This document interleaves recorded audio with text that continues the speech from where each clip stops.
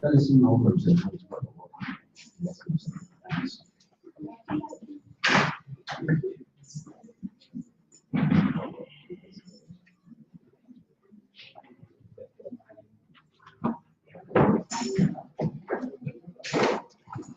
Bien, queremos saludar a las personas que están observando con YouTube. Quiero que sepan que en iglesia estamos dando enseñanza desde el punto de vista para que esté informada la gente. Y entonces nosotros estamos dando estudios muy sencillos para que usted pueda aprender el caminar de la palabra del Señor. Este culto es uno de los cultos más importantes de nuestra iglesia, de tal manera que queremos que la gente que viene al siguiente culto, bueno, pues debe de levantarse tarde, que ojalá pudiera ser temprano, ya que por las mañanas nosotros tenemos que venir y estudiar la palabra. Ya usted tiene una Biblia en su mano, y la Biblia que usted tiene, ya sea una Biblia católica, de todas las versiones católicas, y lo tenemos que mencionar porque lo está observando gente de todas las religiones. No importa la Biblia que usted tenga, si usted quiere puede comprar una en secciones, de la misma manera y se la venden. Si quiere ir a Sambos, igual, de la misma forma, usted encuentra una Biblia. Pero hay Biblias que utilizamos como iglesia para conformar nuestra misma enseñanza. Aún déjeme decirle, aunque la Biblia de los Testigos de Jehová no dice quién la hizo, de todas maneras nosotros cuando hablamos con ellos utilizamos su misma versión que ellos tienen, la Biblia verde, o los estudios del Nuevo Mundo, para poderles hablarles de la salvación que es en Cristo Jesús. Bien, pues la Biblia que usted tiene es un libro que fue compilado por diferentes autores. En esta semana estaba hablando sobre el tema del libre albedrío. La gente nos pregunta, y una de las cosas es el problema y el interrogante acerca de quién es Dios. Y cuando hablamos acerca de Dios, como todas las personas lo ven de diferente manera, tenemos nosotros que tener un pensamiento más amplio. Algunos están muy enojados con el Dios de la Biblia, principalmente con el Dios del Antiguo Testamento, que es un Dios que dice, bueno, que si Dios es amor, ¿por qué hay un Dios que maltrata? ¿Por qué hay un Dios que trata fuertemente a la gente en el Antiguo Testamento? ¿Por qué es un Dios vengativo, por ejemplo? ¿Por qué es un Dios que es celoso? ¿Por qué es un Dios que no perdona? Y lo vemos implacable en la equivocación, por ejemplo, de murmurar en contra de Moisés. De repente salen serpientes por todo el campamento y los empieza a morder. Y entonces es cuando Dios le dice a Moisés que se haga una estatua, una imagen de una serpiente, y que se arrastren, y si tan solo se arrastren y caminan, entonces ya no pierden la vida. Y bueno, pues esa cita ha sido usada para que los católicos también digan, mira, como si también Dios mandó que se hagan imágenes, ¿sí? Pero no era el propósito ese, definitivamente. Todo en el Antiguo Testamento es un tipo y una enseñanza que se va a utilizar después en el Nuevo Testamento. En este caso, la serpiente es la misma manera, son palabras del Señor Jesucristo que dice, así como Moisés levantó la serpiente en el desierto, también es necesario que el Hijo del Hombre sea levantado. Y todo aquel que ponga su mirada en él, entonces será salvo. O sea, la serpiente era un tipo para lo próximo que venía, ya para los tiempos de la gracia, ¿sí? Y entonces, hasta hoy mismo, cuando tú miras a Dios dentro de tu mente, de tu conciencia, llegas a la conclusión de Dios, entonces tú encuentras salvación. Bien, pues esta Biblia, la Biblia que tú tienes en tu mano, tiene Antiguo Testamento y Nuevo Testamento. El Antiguo Testamento que habla desde el Génesis hasta Malaquías. Ahí nos encontramos toda una enseñanza que nos habla desde la creación. Desde luego que entramos ahí en un periodo de la eternidad, cuando se habla acerca de la creación aún de Adán, donde algunos personas estudiosas de la Biblia le ponen una edad más o menos un poquito más de 4,000 años. Eso trae mucha confusión a mí, porque entonces dicen, ¿dónde pones a los dinosaurios? ¿Dónde pones las eras? Por ejemplo, ¿no? La era glacial. No, la Biblia no es un libro de ciencia, yo quiero decirles. La Biblia es un tipo de tipo moral y de tipo espiritual. Pero Dios cuando crea, lo crea todo y todo cabe definitivamente dentro de la palabra. Por ejemplo, dice que Dios creó el mundo. Dice, en el principio creó Dios los cielos y la tierra. Y ahí hay una eternidad de años. ¿Sí? Porque luego más adelante tienes que tomar el libro de Ezequiel y el libro de Isaías, donde habla de la rebelión que hubo en la eternidad también, acerca de Luzbel, que era un ángel bello. También pasó un periodo de tiempo de muchos años, en donde él se rebeló, quiso ser igual que Dios. Y entonces dice la Biblia que Dios lo sacó de su presencia y lo echó a la tierra. Por eso es que vas a encontrar en el Génesis 1:1, ¿sí? Y aún en el 2 también, y la tierra estaba desordenada. ¿Quién lo desordenó? Dios lo hizo desordenado.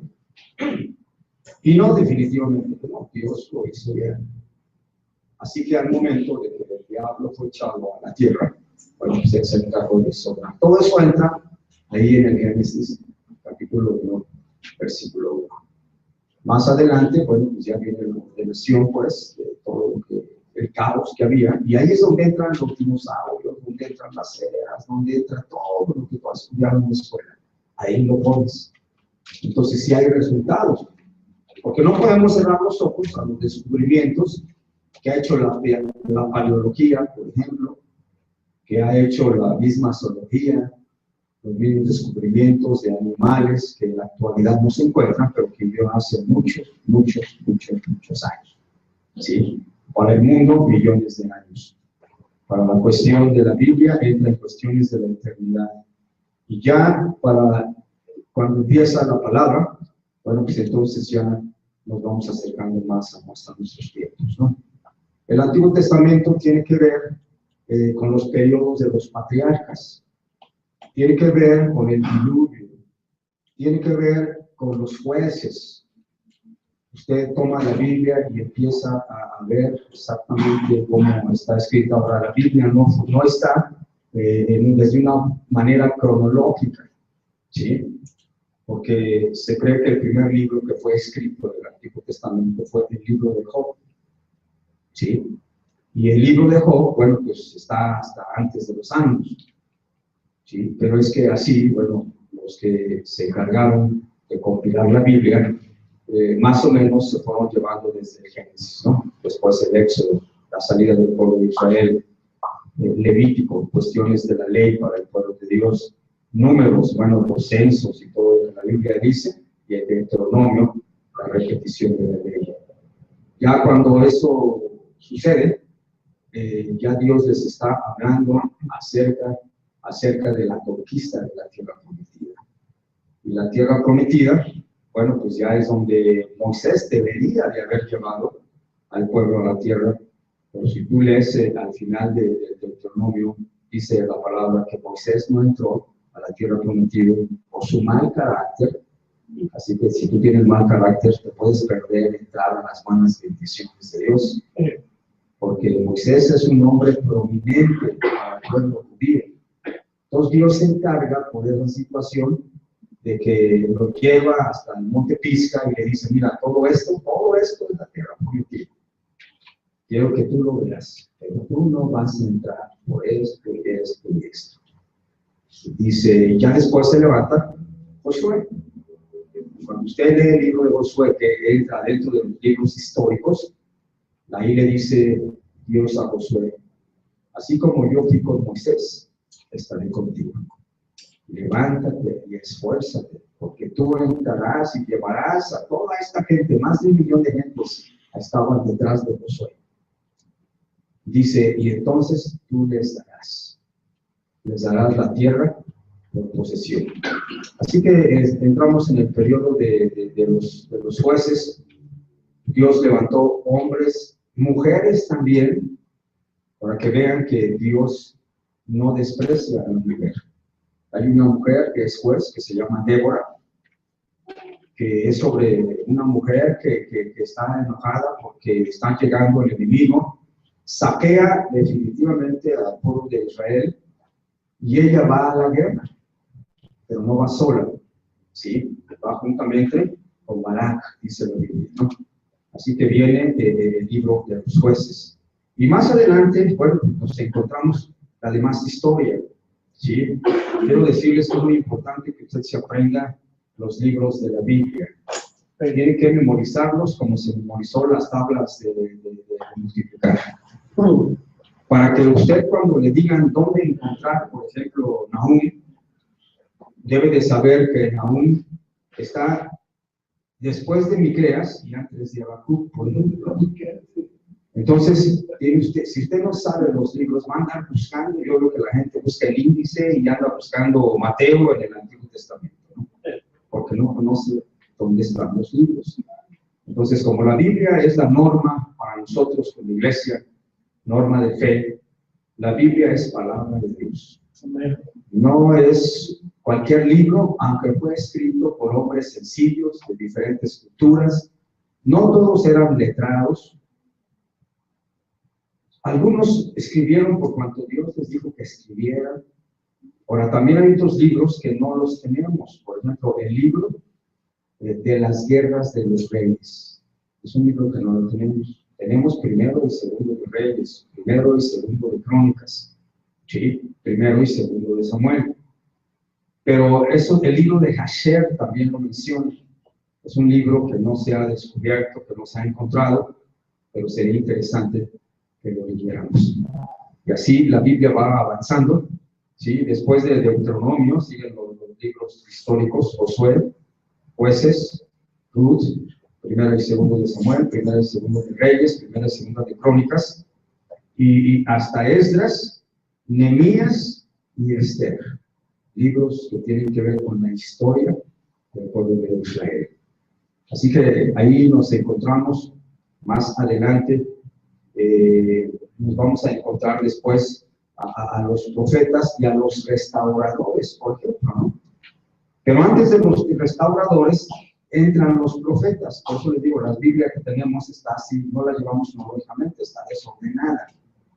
Porque nosotros primeramente encontramos a Nehemías, y Nehemías es un constructor, es alguien que está restaurando lo que se había destruido, y los encontramos antes de los libros poéticos.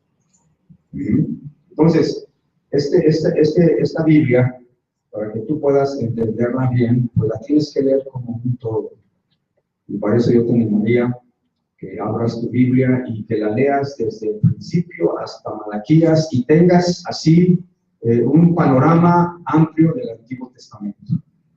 El Antiguo Testamento termina 400 años antes del nacimiento de Jesucristo, hasta Malaquías.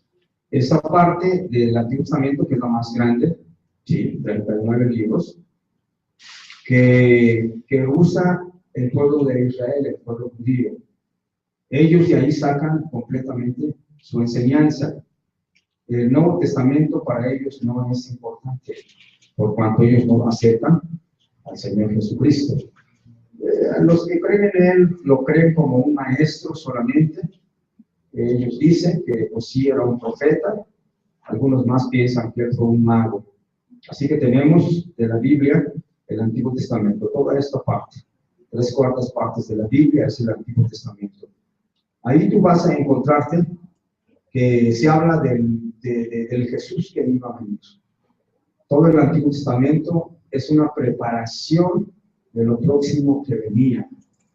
Hasta llegar aproximadamente, nosotros hablamos de después de Cristo, nosotros lo mencionamos y hablamos del tiempo de la gracia, en donde el Antiguo Testamento fue utilizado como sombra de lo próximo que venía.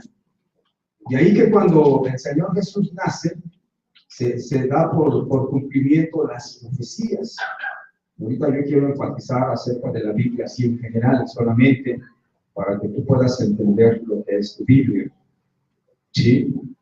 Por ejemplo, cuando los jueces terminan, empiezan ahí con el profeta Samuel, empieza la discusión acerca de que querían ellos un rey, dice, como los demás pueblos. Y Dios, como que sí se molesta un poquito y le dice, ¿por qué quieren rey? ¿Qué acaso yo no soy el rey de ustedes? Ahora les voy a decir lo que es un rey. Y si un rey es el dueño de sus vidas, de tu esposa, de tus hijos, de tus tierras, ¿tú quieres un rey? Y el pueblo dijo, sí, queremos un rey. Entonces ya se termina el periodo de los jueces y empieza en este caso el periodo de los reyes. Y ahí tú lo vas a encontrar desde el primero al segundo de Samuel. Es Samuel quien se encarga de tomar el cuerno y en este caso ungir a Saúl como el primer rey de Israel. Un hombre que era el más alto, un hombre que aparentemente era el valiente, que los iba a sacar de la opresión, pero un hombre que después hace lo que quiere. Por ejemplo, desconoce a los sacerdotes y él toma de la comida de los sacerdotes.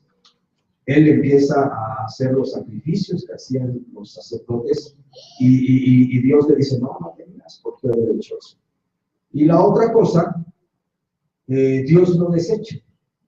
Y lo desecha y se levanta a un jovencito que andaba perdido entre la campiña llamado David. Y entonces Dios lo envía a casa de una familia, dice, ve a la familia de Isaí y unge, y de ahí yo te voy a indicar quién es a quien yo me estoy tomando como rey.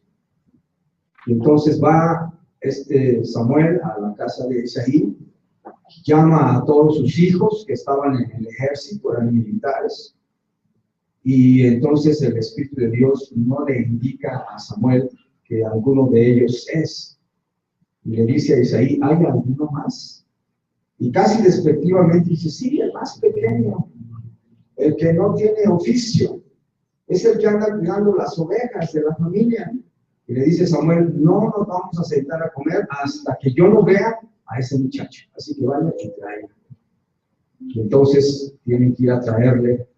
Y dice que cuando lo miró, habla de cómo era él, que era un hombre rubio, dice la Biblia, era un hombre atractivo, era un muchachito que venía del campo, así que yo me lo imagino greñudo hasta cierto punto, un muchacho despreocupado, como los jóvenes de la actualidad, que venían jugando pues con su onda, porque él tenía una onda con la cual él luchaba cuidando las ovejas de la familia.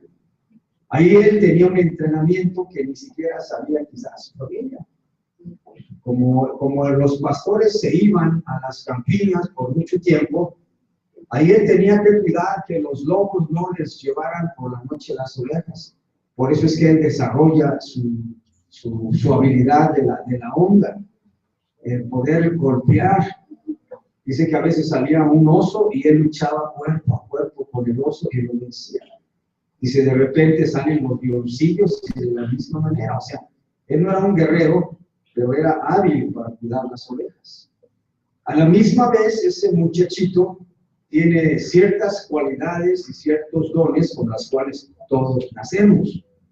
A él le gustaba la música. Y en sus tiempos de estar entre las campiñas cuidando las ovejas, él empezó a crear ciertos instrumentos. Se cree que David fue el constructor del decacordio, por ejemplo, ¿no?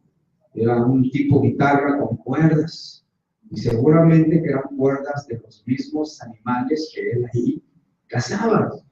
Y de la misma forma se cree que él hizo la flauta también. Y entonces encontramos en los Salmos, fíjense, estoy hablando de David, ¿no? En el Salmo 19:1 dice que cuando él estaba tirado en el pasto, Cuando el rebaño estaba descansando, él ponía sus ojos en los cielos. Ahora usted pone los ojos en los cielos y ya no ve nada. Menos aquí en la Ciudad de México, ¿no? Está todo gris por el smog y en la noche ya no se miran las estrellas. Cuando usted sale fuera de la Ciudad de México y se va a un pueblo, aunque sea aquí cerquita de Chalco, ya usted de repente ve el cielo estrellado. Ahora ese cielo estrellado, David lo conoció y él escribe: los cielos cuentan la gloria de Dios y la expansión denuncia en la obra de sus manos. Y toda la vivencia de David lo lleva a la poesía, lo escribe y también les pone música. Y entonces los salmos nosotros los tenemos y los usamos más para la cuestión de devocionales o para cuestiones de un acercamiento hacia Dios. Todas las personas que quieren tener una intimidad con Dios, normalmente se les dice: lee los salmos. Si estás en pecado, pues léete el Salmo 51 y ve la relación que él tuvo, porque David todo cuanto sucedía en su vida lo plasmaba, lo escribía. Bueno, usted sabe, el Salmo 51 es de confesión. Y él confiesa su pecado de cuando volteó a mirar que el pueblo estaba en guerra, se subió a la terraza y él mira a una mujer que se estaba bañando. Era una mujer seguramente bien atractiva. Se habla acerca de Saré. La manda a traer. Él está casado, tiene su harén y ella era la única esposa de Urías el Heteo. Y entonces, como era el rey, pues él era el dueño de las vidas de todas las personas. Así que no tuvo reparos en decirle a la mujer: quiero que te acuestes conmigo. Y ahí, en este adulterio de él, queda ella embarazada, le notifica que está embarazada. Él pone el grito en el cielo. Se me hace así muy mexicana esta historia de cómo él embaraza a esta muchacha, a esta mujer, mujer, porque hagan de cuenta que él quiso ocultar el embarazo, ¿no? Eso les digo que es muy mexicano, porque normalmente conozco muchas historias de muchas muchachas que se embarazan y que cuando le dicen al novio: fíjate que estamos esperando un bebé, dice: no, mío no, quién sabe de quién será, tú eres muy loca y quién sabe por qué te fuiste, ¿no? O sea, se hacen los entendidos. Y en este caso, ahí encontramos a David que quiso hacerse desentendido, así que le dice: ¿quién es su esposo? No, pues que Urías el Heteo. Pues vayan y traigan a Urías el Heteo. Él como que quiso que él viniera, y para eso le da reconocimientos y le dice: bueno, tengo yo informes que eres muy valiente en batalla y por lo tanto te mereces unas vacaciones. Vete con tu esposa. Y la Biblia describe que él no mató con su esposa. Él decía: no, ¿cómo? El arca de Dios está en guerra y tú quieres que yo esté disfrutando de mi esposa. No, yo no lo voy a hacer. Y entonces no va a dormir con su esposa. Lo que David quería era: bueno, vete, duerme, te vas a la guerra y ya cuando yo regrese, pues ya me embarazaste. Así me pasa. Por eso digo una historia muy mexicana, ¿no? Como diciendo: yo no soy el papá. Ajá. Resulta que como no fue así en sus 5 sentidos, lo embriaga, le hace una fiesta. Dice: no, pues seguimos de fiesta, porque está aquí un héroe con nosotros, hasta lo hace héroe nacional. Y le da de beber, y le dice a sus sirvientes: embriáguenlo, emborrachen. Y ya cuando esté perdido de borracho, van y lo dejan a su casa. Y entonces van y él se embriaga y lo dejan en la puerta de su casa, y a pesar de estar borracho, él no se mete a estar con su esposa. Le dicen, hasta le pone guardias, y dicen: sí se quedó, sí se durmió, sí se dice: no, hombre. Tan pronto lo dejamos, se salió, y dentro de su embriaguez él dijo: yo voy a cuidar al rey, porque cuando yo estoy aquí, y él no fue a su casa. Entonces no le dio a David oportunidad de que le dijese la historia de que su esposa ahora estaba embarazada. Por último, él planea algo que no debió haber planeado jamás.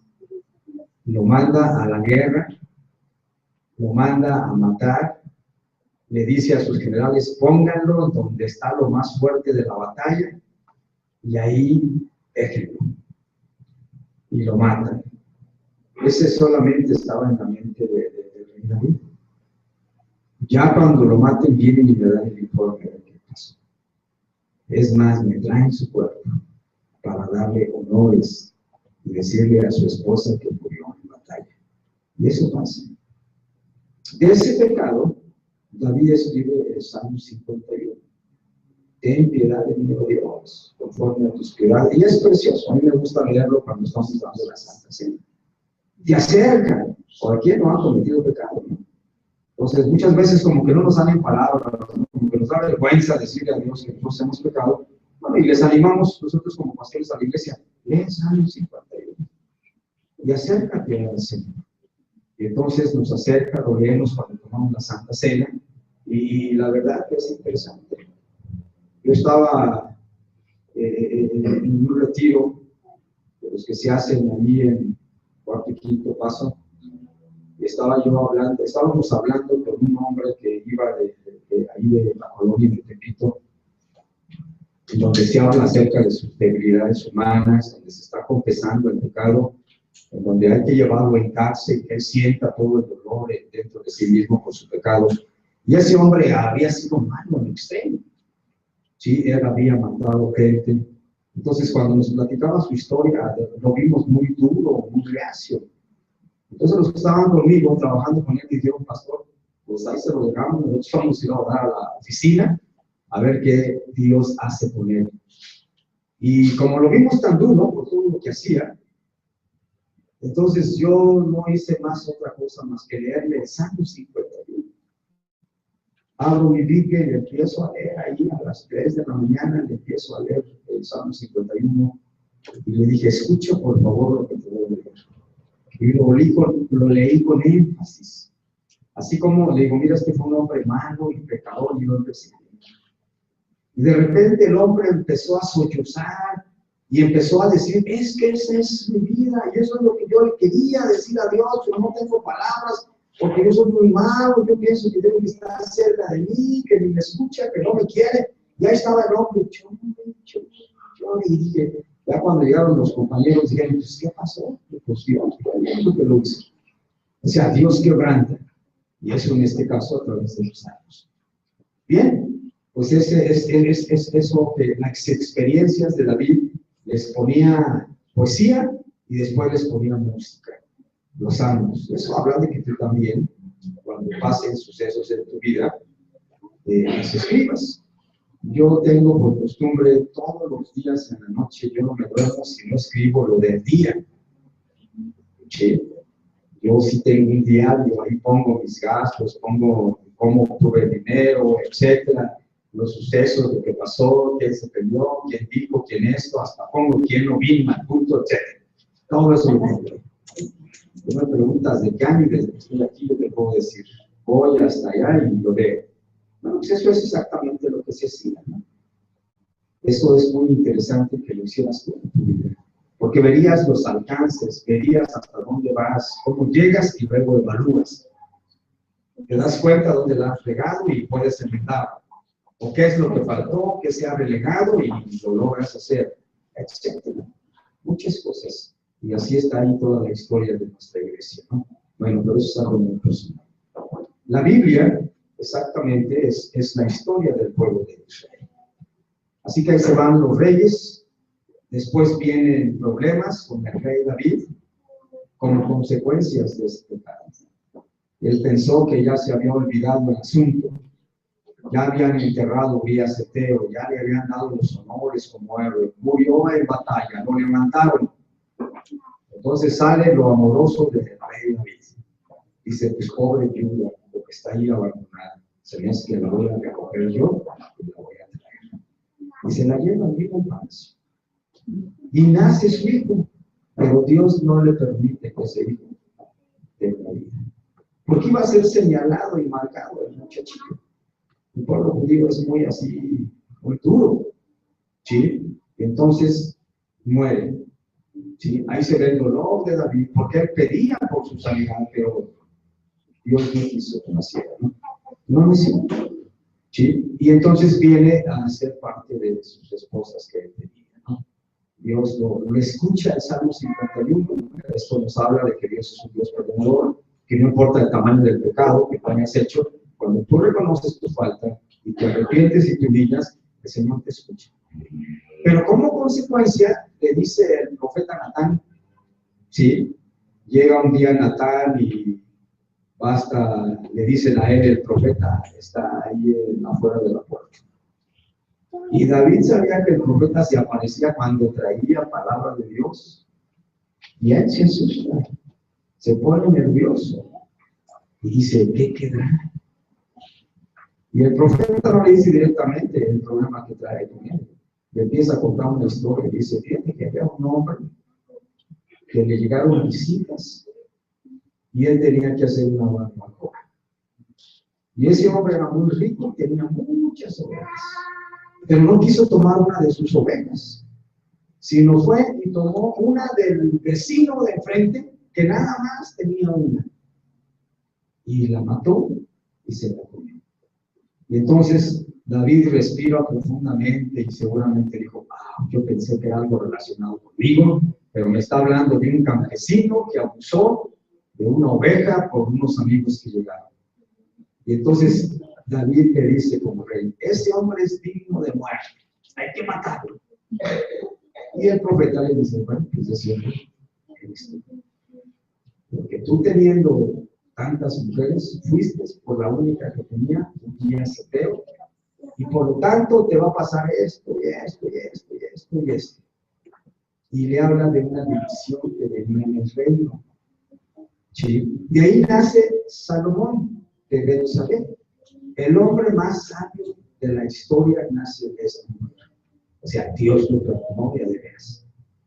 Y entonces, bueno, pues ya está toda la historia de Salomón.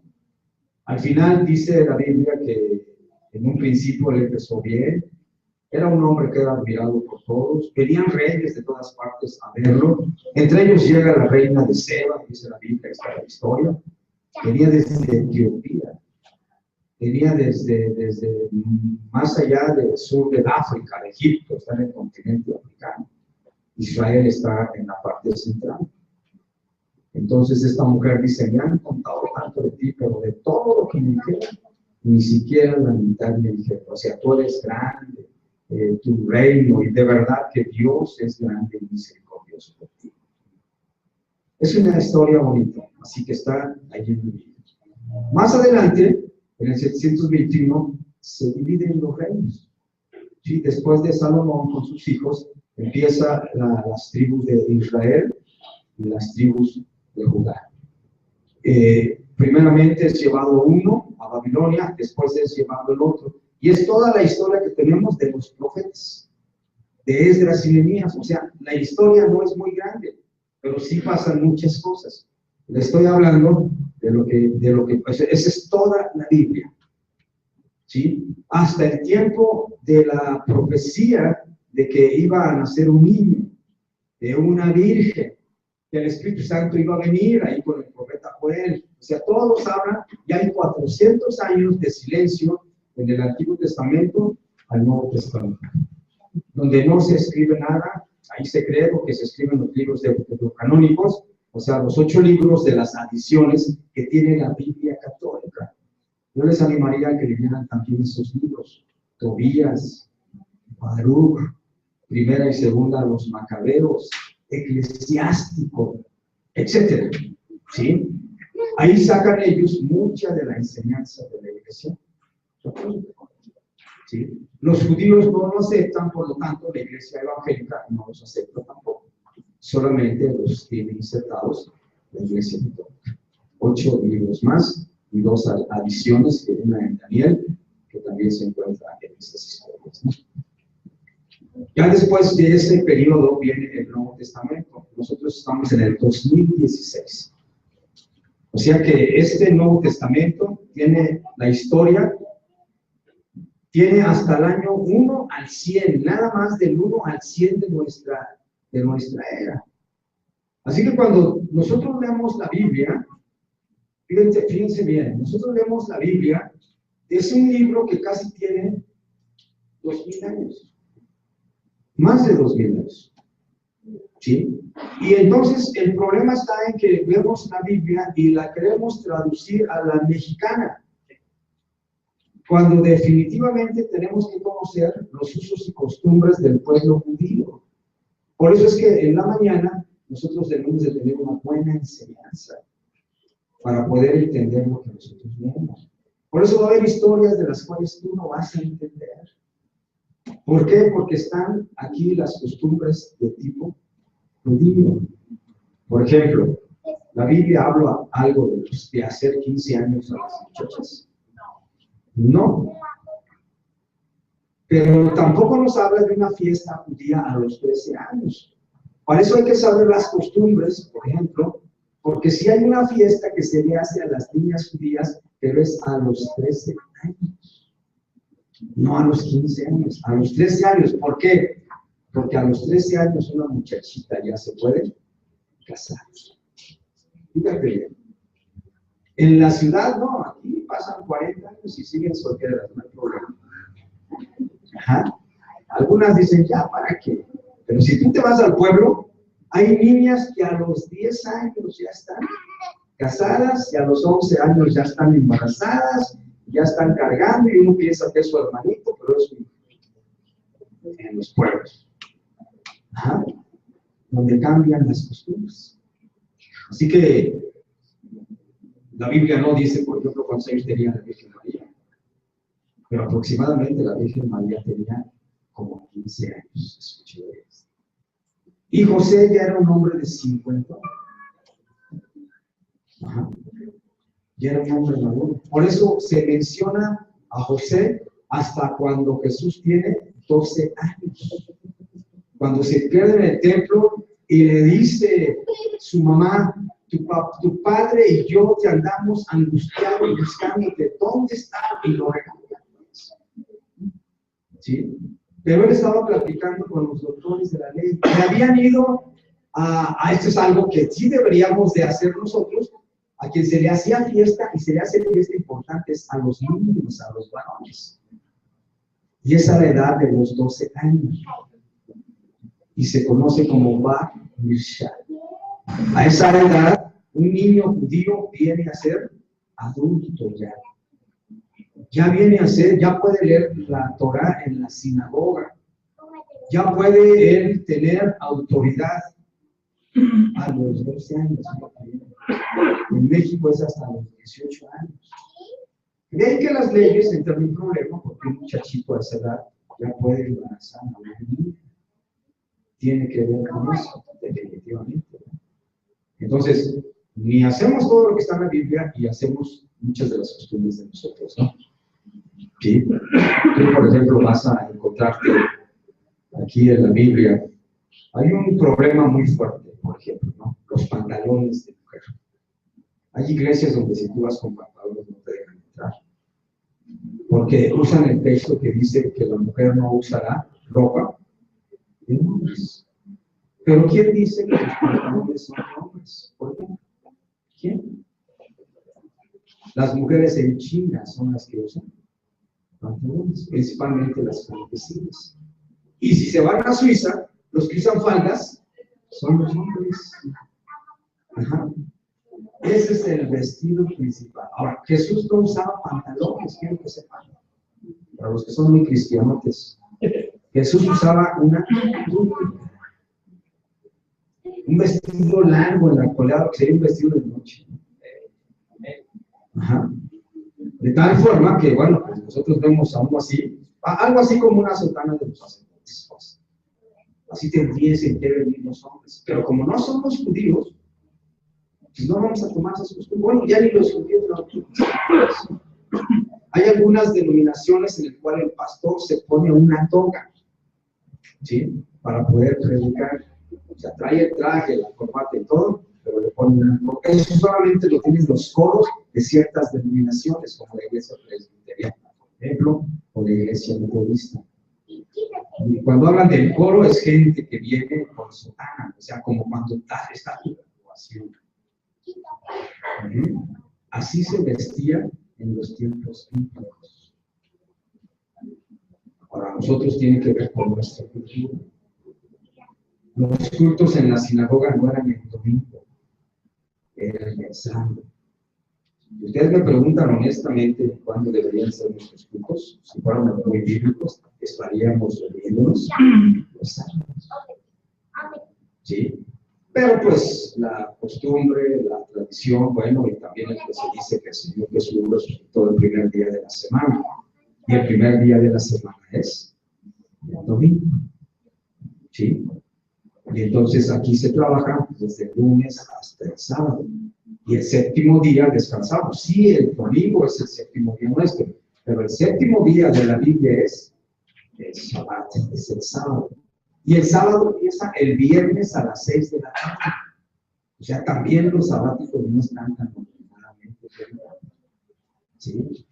Ahora, si fuéramos así, que guardamos la ley, todos los hombres en nuestra iglesia deberían de estar circuncidados. Ahora, no estaría mal, porque fíjense que la circuncisión trae ganancias.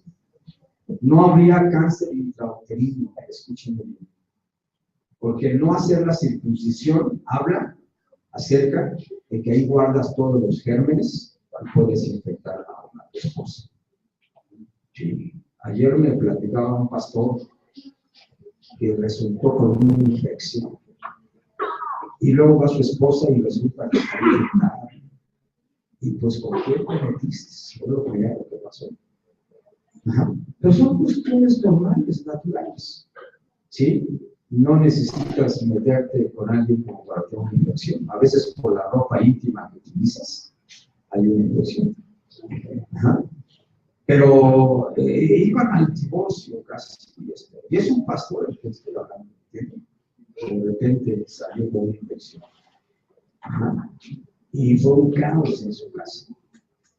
Si se hubiera hecho la vasectomía, perdón, si se hubiera hecho la circuncisión, no tuviese problemas. ¿Sí? Entonces, el pueblo de las mujeres en Israel es donde menos cáncer intrauterino hay, gracias a la costumbre de hacer la circuncisión. Si usted es un buen cristiano y tiene un hijo, yo le animaría que le haga la circuncisión. Tiene ganancias, no por judaizar, simplemente porque es higiene, solamente. Ahora, si fuéramos así bien guardadores de la ley, las mujeres no deberían de venir a los cultos, casi nunca veríamos mujeres en nuestra iglesia. Porque cuando viene la menstruación normal, natural de la mujer, dice la Biblia que la mujer no debería de tocar las cosas sagradas. Mucho menos que el hombre las tocara, porque también se hacían inmundas. Así que no pudiese abrazar a tu marido, así como lo tienes. De hecho, ese día que uno decía inmunda. No, sí, de fácil, sí, pues sí se enojan, porque se puede hacer, imagínense si les decimos inmundas. ¿Sí? No, nosotros no vivimos todo cuanto dice la Biblia, y a veces decimos, bueno, pues por cuanto se usa la ley, ya el Señor vino, cumplió la ley, estamos en el tiempo de la gracia, y muchas de estas cosas ya no son para nosotros. ¿Sí? No tenemos muchas costumbres, ¿no? Ahí hay un gran debate. Usted vaya en ciertas iglesias pentecostales en donde también la mujer viene cubierta de la cabeza, trae su velo. Y si no trae velo, uy, es un pecado así terrible. No puede adorar, no puede cantar. No es todo lo que no te deben de cortar el cabello, además. Así que todas las pelucitas, híjoles, no pueden estar en la iglesia. Empezando desde el hermano Aurelia, terminando con la más joven de la cocaína. Ajá. Pero no tenemos pues tales costumbres. ¿Sí? Ahora, nosotros sabemos que por ciertas exigencias, ¿sí? Algunas personas se cortan el cabello. Si tú trabajas en un restaurante y eres mesera, por ejemplo, pues te van a mandar a que te lo cortas. De la misma manera, si eres enfermera, ¿no? Debes de traer tu cofre y debes de traer tu cofre. Etcétera. ¿Sí? Algunas se cortan el cabello porque les duele la cabeza. ¿Sí? Algunas se lo cortan pues, porque son flocas y es más fácil de echarse. Así de fácil. Por esa causa, pues muchas dicen, me lo corto. De levante no pasa nada. En el caso de la hermana Rocío, verán, ella no le crece el cabello. Sí, ella tiene, yo desde que la conozco, así es, misma cabeza, y no le crece el cabello. Así que empezando por la pastora, ¿no? La pastora, que anda fuera de la palabra. Las que se cortaban el cabello en el Nuevo Testamento eran las prostitutas. Fíjense bien. Así de fácil. Dice ahí que a la mujer se le fue dada una señal, y la señal era el pelo largo. ¿Sí? Son situaciones de las cuales, hermanos, ya la iglesia en la actualidad está tomando. No lo marcamos así definitivamente. Los hogares que quieren vivir así, que sus hijas digan, no, aquí no te vamos a cortar el cabello, mi hija, aquí sí contigo, yo para esto, otro. De hecho, la ver a una mujer con pelo largo se ve mucho, muy atractiva, de decir, ¿no? Máximo si no se lo corta. Bien. Pero más que otra situación tiene que ver no tanto con las cuestiones de religión.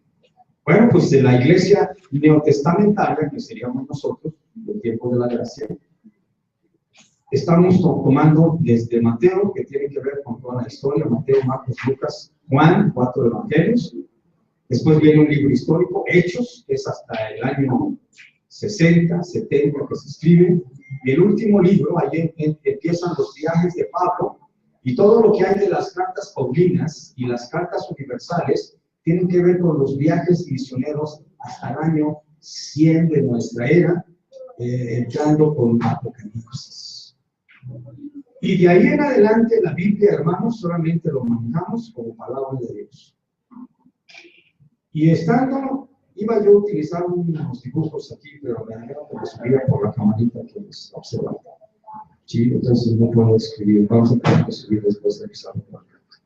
Y sepan que los que van a predicar y enseñar, todo va a salir a través de esa cámara, así que se tienen que preparar perfectamente.